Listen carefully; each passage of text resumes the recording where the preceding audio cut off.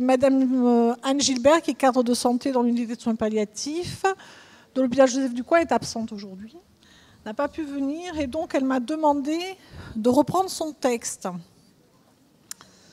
C'est un exercice pour moi un peu compliqué parce que c'est toujours difficile d'investir dans la lecture. Je ne suis pas actrice, je ne suis pas lectrice. Donc, elle m'avait autorisé à modifier son texte, mais moi, je ne me suis pas autorisée à ça. Je trouve que c'est toujours extrêmement compliqué de modifier le texte de quelqu'un qui écrit quelque chose. Donc, je vais faire de l'interdisciplinarité là dans la salle. Je vais vous demander de me soutenir aussi dans cet exercice, de pardonner mes bégaiements, mais peut-être voilà, mes petites erreurs, mes reprises et toutes ces choses comme ça. Voilà, merci de votre écoute. Et donc, quand je dis « je » dans le texte, c'est Anne qui parle, hein, c'est pas moi, d'accord? Voilà, mais j'ai rien modifié du tout. Voilà. Donc, que nous dit Anne? Anne dit « l'interdisciplinarité est constitutive du travail en soins palliatifs. Elle est essentielle, fondamentale, quotidienne dans les soins portés aux patients en fin de vie à ses proches. Les unités de soins palliatifs ont été des services pionniers dans la mise en pratique de l'interdisciplinarité au cœur des prises en charge des patients. » Elle dit « Je travaille dans une USP et au sein du fonctionnement spécifique de ce service, l'interdisciplinarité semble naturelle, comme évidente pour tous et par tous. Elle est citée régulièrement, pratiquée dans les discussions autour des situations difficiles et complexes que nous rencontrons. Et souvent, elle est l'argument de la prise de décision.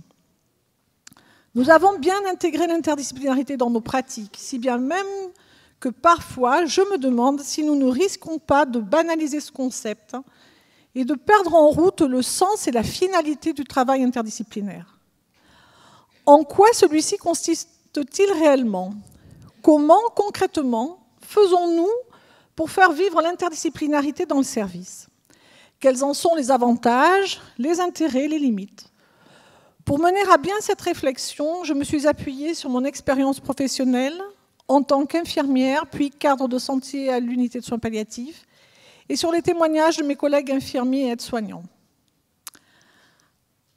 Alors, par rapport à la question de l'interdisciplinarité, je ne vais peut-être pas reprendre tout à fait le texte, parce que Anne retient la définition de M. Lassonnière, qui a déjà été citée par M. Derniot, donc où on peut vraiment noter la dynamique qui existe entre les personnes et le fait que les savoirs se mêlent pour pouvoir cheminer dans la réflexion. Et donc, après cette définition qu'elle reprend, elle dit « Comment, en pratique, obtenir cette dynamique ?» Plusieurs conditions sont requises. Tout d'abord, un lieu et un temps doivent être définis pour que les personnes échangent entre elles, comme le dit M. Lassonnière.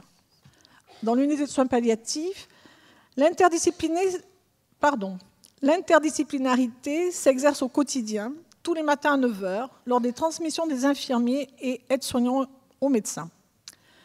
Là, toute l'équipe est réunie, infirmières, aides-soignants, médecins, psychologues, assistantes sociales. Les décisions qui sont prises sont alors souvent issues d'un consensus, car il s'agit de situations précises, assez usuelles et fréquentes en soins palliatifs. Par exemple, l'intérêt ou non de réaliser un bilan sanguin, de mettre en place une antibiothérapie, de poursuivre l'alimentation en présence de fausses routes. Certaines situations peuvent s'avérer très complexes. Demande d'euthanasie, demande de sédation, demande d'arrêt ou refus de soins, et font l'objet de plusieurs discussions collégiales. Ces discussions ont alors lieu au cours de réunions de réflexion éthique que nous appelons des synthèses, mises en place dans toutes les unités de soins palliatifs. Les synthèses ont lieu chez nous 2 fois par semaine et durent 1 heure. Nous avons pour conduire ces synthèses une salle de réunion suffisamment grande pour que tout le monde s'assoie et se voie. Ainsi qu'il s'agisse des transmissions du matin qui durent parfois jusqu'à 3/4 d'heure, voire plus, ou des synthèses, et sans parler des nombreuses discussions informelles qui émaillent la journée, nous consacrons du temps aux échanges interdisciplinaires. Ces conditions matérielles de lieu et de temps peuvent sembler difficiles à réunir.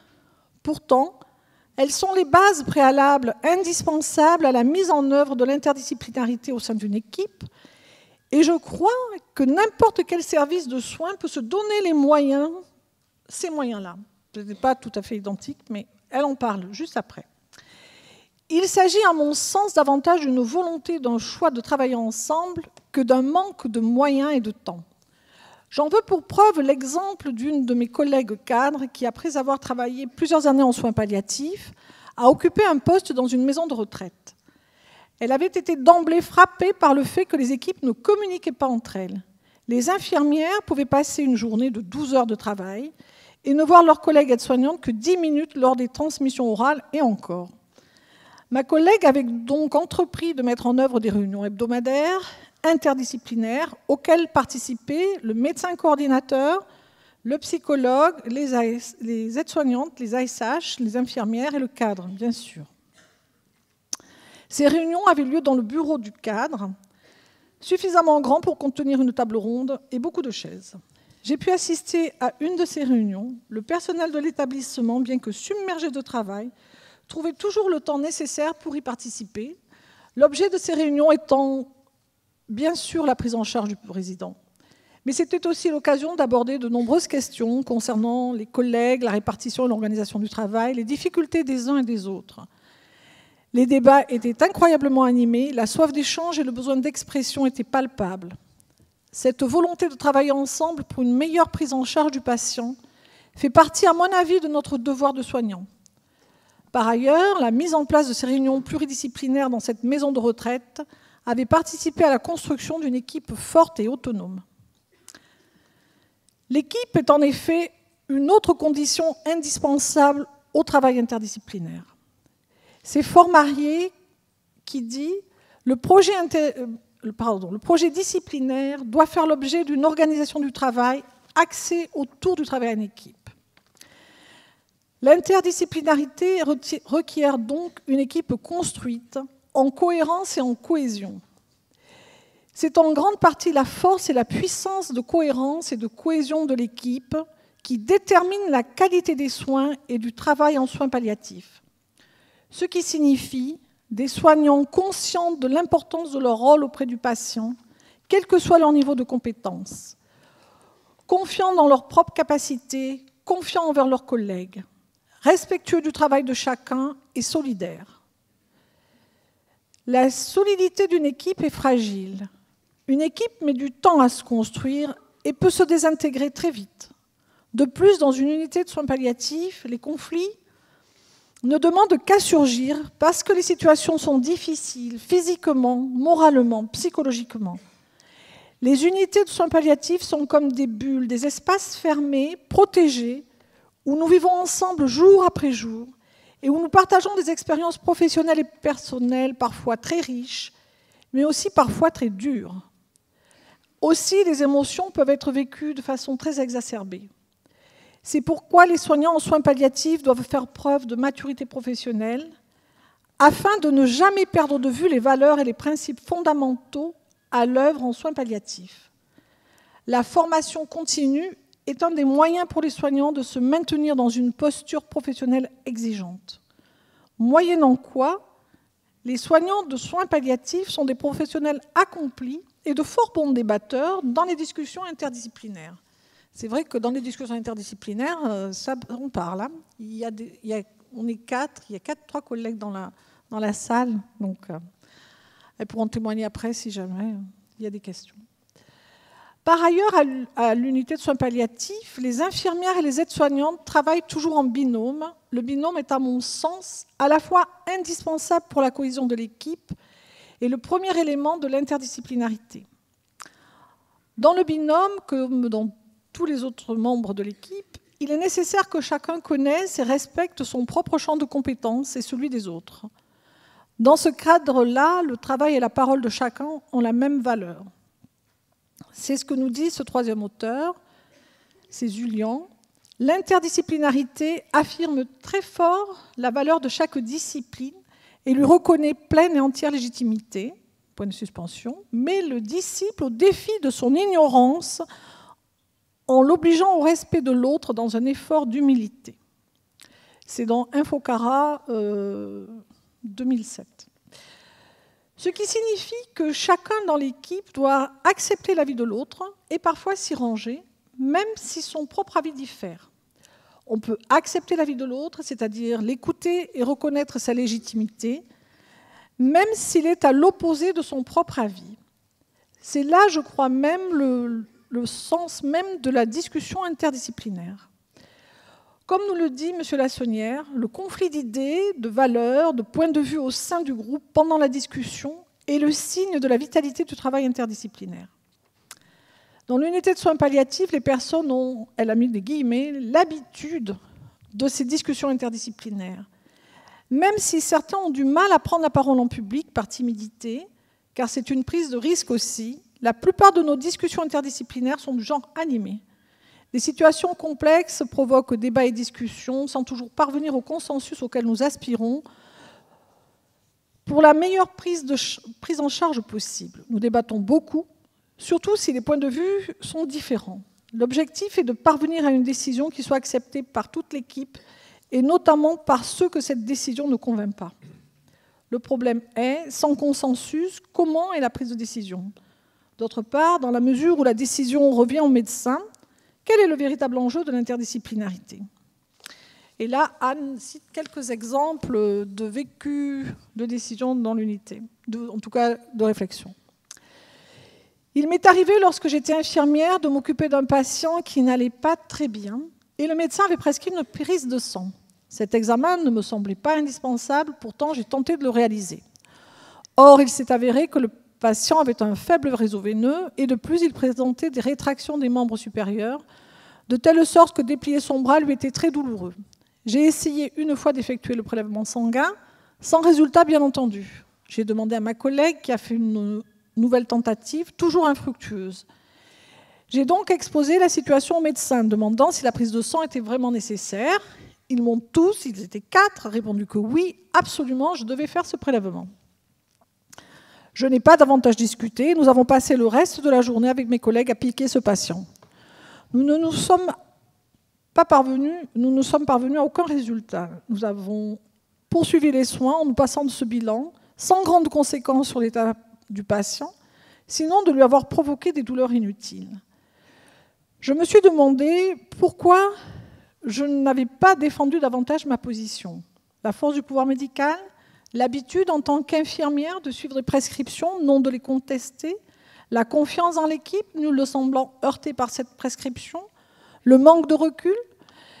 J'avais le sentiment de ne pas avoir porté la question de l'intérêt de ce bilan à la réflexion interdisciplinaire, ce qui aurait amélioré la prise en charge du patient.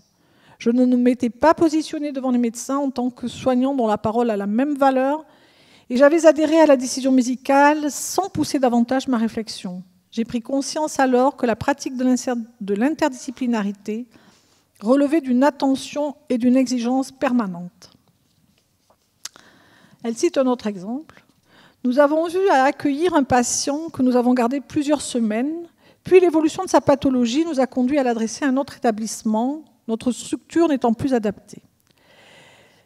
Quelque temps après le transfert de ce patient, l'équipe de l'établissement qui le prenait en charge nous a demandé de le reprendre à l'USP. Nos médecins considéraient cette demande juste et adaptée. Ils ont donc présenté la demande en synthèse au reste de l'équipe, lui demandant son accord pour reprendre le patient. Or, les infirmières et les aides-soignantes, échaudées par une prise en charge de ce patient, une prise en charge difficile de ce patient, n'étaient pas du tout de cet avis. La discussion fut âpre, car les médecins souhaitaient convaincre le reste de l'équipe, laquelle avait du mal à exprimer son manque d'adhésion à ce projet. Je suis intervenue dans la discussion en mettant à profit le recul que me donnait mon rôle de cadre en dehors des soins. La question étant, les médecins sont d'avis de reprendre le patient, les infirmières et les aides-soignants sont d'avis contraire. Quelle décision collégiale prenons-nous? Dans cette situation, nous avons cherché à prendre une décision la plus cohérente possible pour l'ensemble de l'équipe et dans l'intérêt du patient. Enfin, dans les situations les plus complexes en soins palliatifs, en particulier les demandes de sédation qui sont de plus en plus fréquentes en unité de soins palliatifs, ces questions-là mobilisent très largement l'interdisciplinarité et la confrontent à ses limites. Face à une demande réitérée de sédation, le médecin parle longuement avec le patient en présence du binôme aide-soignant-infirmier. Lorsque la demande persiste, lorsqu'elle apparaît légitime, lorsque la mise en œuvre de la sédation est envisagée, elle fait toujours l'objet de nombreuses discussions en synthèse. Il faut comprendre que les positions professionnelles sont différentes dans ce type de situation. D'une part, le médecin est l'interlocuteur privilégié du patient pour aborder la question de la sédation, où vont souvent émerger les peurs, les angoisses du mourir et de la fin de vie.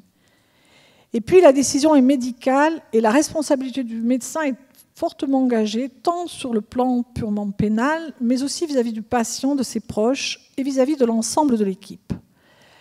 Quant à l'infirmier et à l'aide-soignant, ils sont des acteurs de la sédation. Ils prodiguent le soin au patient en pleine conscience de ce que la thérapeutique qu'ils administrent induit pour le patient, à la fois soulagement de la souffrance et risques liés aux effets secondaires. Aussi, une sédation ne doit se mettre en place qu'à l'issue d'un travail interdisciplinaire très élaboré. Les objectifs et l'intention du soin doivent être clairs pour tous, et chacun doit pouvoir se situer professionnellement, sans ambiguïté, dans son rôle propre au sein de l'équipe. Le projet de soin pour le patient doit être clairement exposé. La discussion collégiale doit se poursuivre jusqu'à ce que l'ensemble de l'équipe adhère au projet de soin qu'elle aura construit. Voilà comment, idéalement, l'interdisciplinarité se met à l'œuvre dans un service face à des situations extrêmement difficiles et trouve pleinement son sens dans l'accompagnement de la personne en fin de vie. Mais la réalité se cogne parfois à l'idéal. Nous avons récemment accompagné une patiente dont la demande de sédation, qui était le motif de son hospitalisation chez nous, a fait l'objet de nombreuses discussions interdisciplinaires. Après plusieurs jours de soins auprès de cette personne, d'échanges, de discussions et de réflexions éthiques des soignants, la décision fut prise en synthèse de mettre en place la sédation. La discussion qui avait précédé cette décision avait été incroyablement riche et profonde. Chacun s'était exprimé sur son ressenti, avait fait part de son questionnement, parfois sans réponse que suscitait la situation. La réflexion collégiale avait mûri et la mise en œuvre de la sédation semblait reconnue par tous comme le projet de soin le meilleur possible pour cette patiente. Pourtant, le lendemain, lorsque le médecin a prescrit la sédation, le binôme infirmier-aide-soignant s'est trouvé en grande difficulté pour la mettre en œuvre, quand bien même un des membres du binôme avait participé à la discussion la veille, au cours de laquelle la décision de sédation avait été posée. La discussion a donc été reprise par le médecin avec le binôme et la sédation a été différée. Cet exemple met en avant le fait que quand les situations sont difficiles, eh bien, plus elles sont difficiles et plus l'interdisciplinarité s'impose. Elle est la condition essentielle pour répondre au mieux à ces situations extrêmement complexes. De plus, si l'interdisciplinarité semble normale et évidente en théorie, sur le papier, elle n'est en réalité jamais acquise définitivement, même dans les services comme les unités de soins palliatifs où elle est mise au travail quotidiennement. Je terminerai en vous racontant une histoire qui, pour moi, était une très bonne illustration d'un travail interdisciplinaire réussi. Il s'agit d'une patiente qui présentait une plaie du cuir chevelu extrêmement importante, très exsudative et source de douleur. Nous faisions le pansement plusieurs fois par jour, sans résultat très satisfaisant. La plaie continuait de couler et provoquait beaucoup d'inconfort pour la patiente, qui s'isolait peu à peu du monde extérieur et de ses proches. Tous les soignants, médecins, soignants, infirmiers, référents plaie, cicatrisation, réfléchissaient, proposaient différents protocoles en vue d'améliorer le confort de la patiente, sans grand succès, jusqu'à ce que l'un de nous propose de demander l'avis d'un dermatologue. Celui-ci vint faire une consultation et vit la patiente. Il nous fit part de ses doutes, ne sachant trop que faire. Il partit faire des recherches, nous informant qu'il nous tiendrait au courant. Enfin, il nous suggéra d'essayer des pansements à base de miel, sans aucune certitude de résultat. Nous envoyâmes aussitôt la famille nous acheter un pot de miel, et le résultat fut spectaculaire. Le miel assécha la plaie, la patiente put retrouver une qualité de vie, reprenant contact avec ses proches, se mettant un foulard sur la tête, par-dessus le pansement propre et sec, pour aller se promener, ce qui lui manquait le plus, nous dit-elle par la suite. Nous, soignants de l'unité de soins palliatifs, étions ravis de ce résultat, même si nous n'avions absolument pas pensé au miel, alors que pourtant nous sommes très forts dans le traitement des plaies complexes, dans le soin des plaies complexes. Belle leçon de modestie. Avant de conclure, je voudrais vous faire part de l'avis de mes collègues infirmiers à qui j'ai fait lire l'intervention que je vous présente aujourd'hui. Il aborda la question du médiateur. En effet, dans nos réunions interdisciplinaires, de façon traditionnelle, le chef de service mène la réunion, retranscrit les débats, échange dans le dossier du patient et en tant que médecin, prend la décision. Ne sommes-nous pas là confrontés aux limites de l'interdisciplinarité ? Ne serait-il pas judicieux d'organiser nos réunions de synthèse différemment, avec par exemple un secrétaire pour retranscrire la discussion, un médiateur pour mener le débat et un médecin qui prend la décision? Point de suspension. En conclusion, je dirais que l'interdisciplinarité est un mode de fonctionnement et d'organisation du travail dans la santé qui représente une forme d'idéal. Elle vise à élaborer pour le patient le meilleur projet de soins possible, basé sur de forts liens de cohésion et de cohérence d'une équipe, donnant pleinement sens à son travail et prévenant l'épuisement professionnel. Cependant, nous devons nous souvenir que mettre en œuvre l'interdisciplinarité dans un service de soins relève d'un engagement de chacun, d'une volonté, d'une exigence forte et requiert une vigilance quotidienne. Efforçons-nous, en tant que soignants, de garder cette ouverture d'esprit, une disponibilité à l'autre, aux autres. Sachons accueillir les avis différents des nôtres, sachons débattre et échanger, et restons curieux, capables d'être étonnés, réceptifs à l'inventivité, à la créativité. C'est aussi cela l'interdisciplinarité. Voilà.